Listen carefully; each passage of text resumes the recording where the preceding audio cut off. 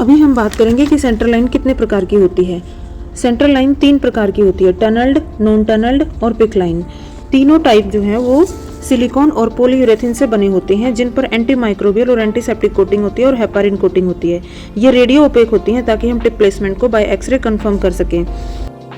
अब हम देखते हैं कि टनल्ड कैथेटर्स कैसे होते हैं। वैसे टनल्ड और नॉन टनल्ड कैथेटर्स में कोई खास संरचना में कोई फर्क नहीं होता, लेकिन जो टनल्ड कैथेटर होते हैं उनमें एक कफ होता है और उससे इन्फेक्शन के चांसेस कम हो जाते हैं। बाकी से डालना बहुत कठिन है और अगर सही से ना डाला जाए तो इंटरनल डैमेज भी हो सकता है। दूसरा, टनल कैथेटर स्किन इंसिजन देकर स्किन के नीचे से होकर गुजरना पड़ता है। इसमें एंट्री और एग्जिट दोनों साइड होते हैं। इसका डिजाइन कुछ इस तरह से होता है। इसमें एक कफ होता है एंट्री साइड में और यह कफ एंट्री साइड से माइक्रोब्स को अंदर जाने से रोकता है। Tunnel catheters long term illness के लिए यूज किए जाते हैं, जैसे लॉन्ग टर्म कीमोथेरेपी के लिए, और इसे कई महीनों तक भी रख सकते हैं। टनल कैथेटर्स की ट्यूब जो है नॉन टनल के कंपैरिजन में लंबी होती है। इस डायग्राम में आप देख सकते हैं पॉइंट 1 से सेंट्रल लाइन इंसर्ट की जाती है चेस्ट में, उसके बाद एक टनल बनाई जाती है, एक पैसेज बनाया जाता है स्किन के नीचे, और उसके बाद पॉइंट 3 से कैथेटर को बाहर निकाला जाता है और उसको वहां फिक्स किया जाता है। अभी हम देखते हैं कि टनल्ड और नॉन टनल कैथेटर्स में क्या डिफरेंस होता है। नंबर 1, इंसर्ट करने का तरीका। टनल कैथेटर स्किन इंसिजन देकर स्किन के नीचे से होकर आता है। इसमें एंट्री और एग्जिट साइड दोनों होते हैं, जबकि नॉन टनल कैथेटर बिना किसी टनल के सीधे वेन में डाले जाते हैं। इनमें एंट्री साइड तो होता है लेकिन एग्जिट साइड नहीं होता। दूसरा, डिजाइन। टनल कैथेटर में एंट्री साइड पर एक कफ होता है। यह कफ एंट्री साइड से माइक्रोब्स को अंदर जाने से रोकता है, लेकिन नॉन टनल्ड में कोई कफ नहीं होता।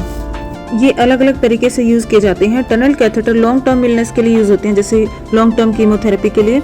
लॉन्ग टनल कैथेटर्स जो है वो स्टैंडर्ड आईवी थेरेपी या फिर शॉर्ट टर्म प्रोसीजर्स के लिए यूज होते हैं। सेफ्टी की तरफ से देखें तो टनल कैथेटर में जो कफ लगा होता है उसमें इन्फेक्शन के चांसेस कम हो जाते हैं। बाकी से डालना बहुत कठिन होता है और अगर सही से ना डाला जाए तो इंटरनल डैमेज भी हो सकता है। नॉन टनल में इन्फेक्शन के चांसेस ज्यादा रहते हैं। ये कई महीनों तक भी चल सकते हैं। टनल कैथेटर कई महीनों तक चल सकते हैं, लेकिन non tunnel catheter short term या टेम्पोरेरी यूज के लिए होते हैं। कुछ दिनों बाद या 3 वीक्स के बाद उन्हें रिप्लेस करना जरूरी होता है।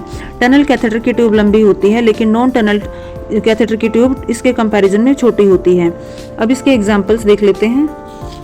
टनल्ड और नॉन टनल्ड दोनों के अलग अलग टाइप्स होते हैं। टनल्ड कैथेटर के टाइप्स होते हैं, नंबर 1, हिकमैन और डबल ल्यूमन कैथेटर।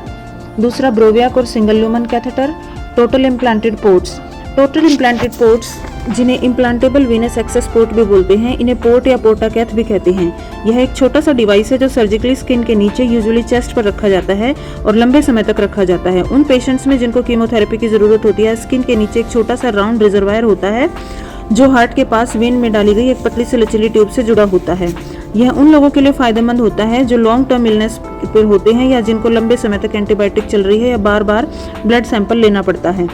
अभी हम देखते हैं नॉन टनल्ड सीवीसी कितने टाइप के होते हैं। इसमें फर्स्ट है कन्वेंशनल सीवीसीज। इसमें अलग अलग टाइप के ल्यूमेंस होते हैं, single, double, triple and 4 lumen type के कैथेटर्स होते हैं। इन जनरल सेटिंग में कन्वेंशनल सीवीसीज का यूज किया जाता है। दूसरा, स्वेन-गेंज कैथेटर। स्वेन-गेंज कैथेटर को हम पल्मोनरी आर्टरी कैथेटर भी बोलते हैं। ये भी नॉन टनल्ड होते हैं। इसमें डिफरेंस ये होता है कि जो इसकी ट्यूब होती है वो बहुत लंबी होती है, जो कि पल्मोनरी आर्टरी तक जाती है। अभी हम बात करते हैं पिक लाइन की। पिक लाइन टनल्ड भी हो सकती है और नॉन टनल्ड भी हो सकती हैं। पिक की फुल फॉर्म है पेरिफेरली इंसर्टेड सेंट्रल कैथेटर, यानी पिक लाइन। यह भी एक थिन फ्लेक्सिबल ट्यूब होती है जो हाथ की नस में डाली जाती है और फिर हार्ट की बड़ी नस तक इसे पहुंचाया जाता है। इसके फंक्शन भी सेम होते हैं, जैसे chemotherapy, antibiotic therapy, blood transfusion, TPN, albumin देना एक्सेट्रा। लेकिन ये कई सप्ताह और महीनों तक अपनी जगह पर रह सकती है। टेक्निक का यूज किया जाता है, जिसमें एक नीडल से वेसल को पंक्चर किया जाता है। उसके बाद एक गाइड वायर नीडल के थ्रू वेसल तक डाला जाता है। फिर नीडल को निकाल लिया जाता है और गाइड वायर को प्रेस करके वहीं छोड़ दिया जाता है। उसके बाद हम डायलेटर से डायलेट करते हैं और एक कैथेटर जो है गाइड वायर के थ्रू वेसल तक पहुंचाया जाता है। उसके बाद वायर को रिमूव कर दिया जाता है और कैथेटर को वहीं फिक्स कर दिया जाता है। टनल्ड और नॉन टनल्ड दोनों में सिंगल और मल्टीपल ल्यूमन कैथेटर्स हर टाइप में अवेलेबल होते हैं और हर ल्यूमन को सेपरेट कैथेटर की तरह ट्रीट करना चाहिए। अगली वीडियो में हम बात करेंगे कि सेंट्रल लाइन किन कंडीशन में नहीं डालनी चाहिए और इसकी केयर कैसे करनी चाहिए। उसके लिए आप अगली वीडियोस देख सकते हैं हमारे इस YouTube चैनल पर।